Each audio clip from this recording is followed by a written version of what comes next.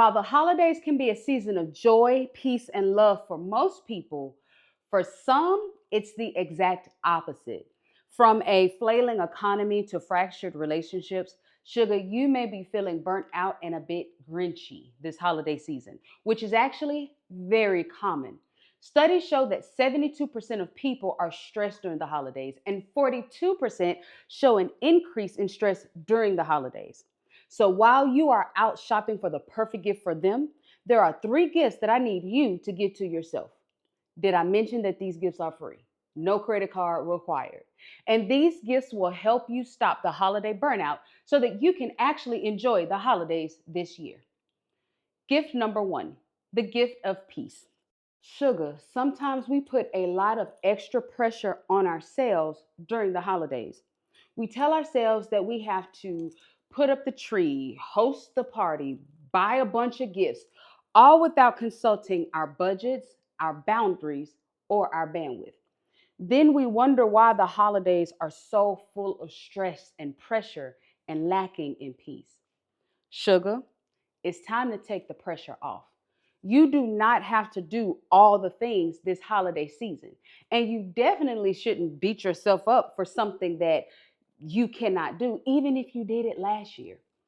Sugar, I want you to examine your traditions and ask yourself, does this tradition bring me peace or does it increase my pressure? Now, you may find that a lot of your traditions are only serving to increase your pressure and not your peace. Now, Sugar, hold on. I'm not saying that you have to get rid of all of your traditions. I mean, they're traditions for a reason, right? But your holiday traditions are not bringing you peace. If your holiday traditions are not bringing you peace, then it's time to make some changes to those traditions. For example, one of my holiday traditions is to decorate my home and to decorate my live Christmas tree. Every year, I'll go to the Christmas tree farm, pick out my perfect tree, and I'll literally get on the ground and hand cut this tree.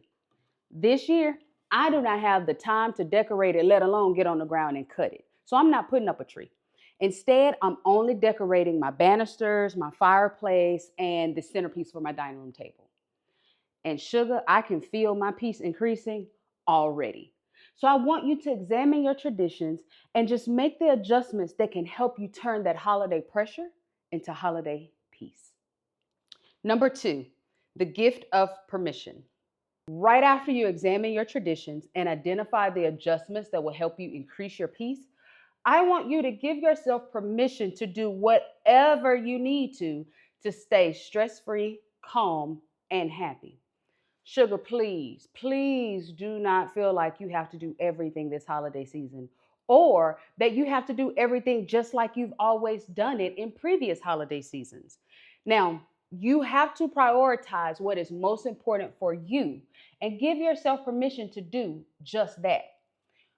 You heard me just say that I am not putting up a tree this year.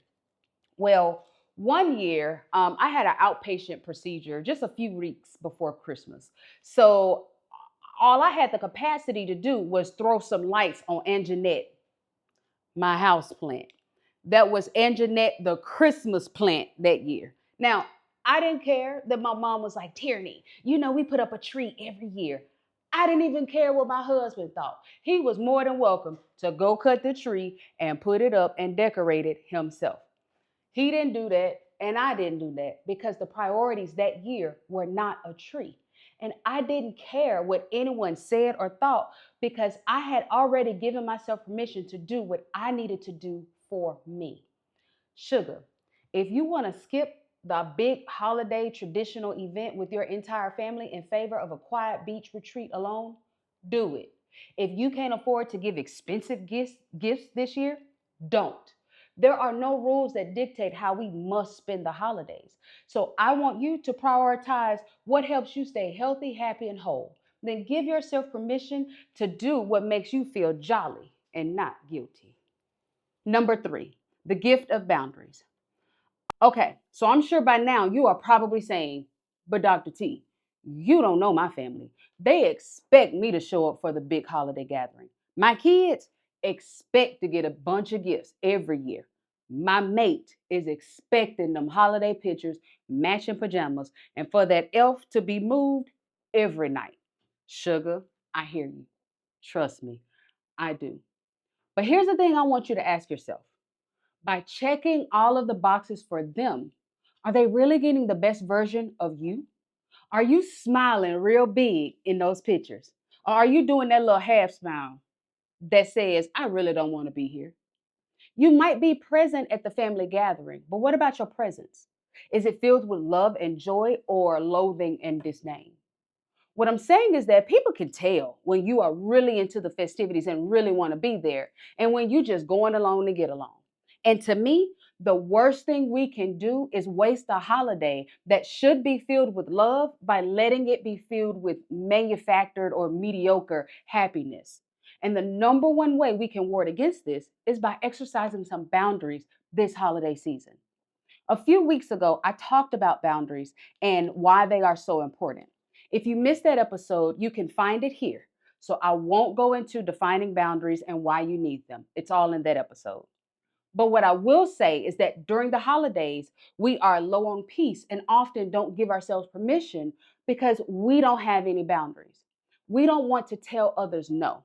So instead of doing what we want or need to do for ourselves, we feel obligated to keep up with the expectations of others, which can wreak havoc on our energy, emotions, and budgets. Now, sugar, hear me good. I'm not saying go tell your special person to take them PJs back to Target.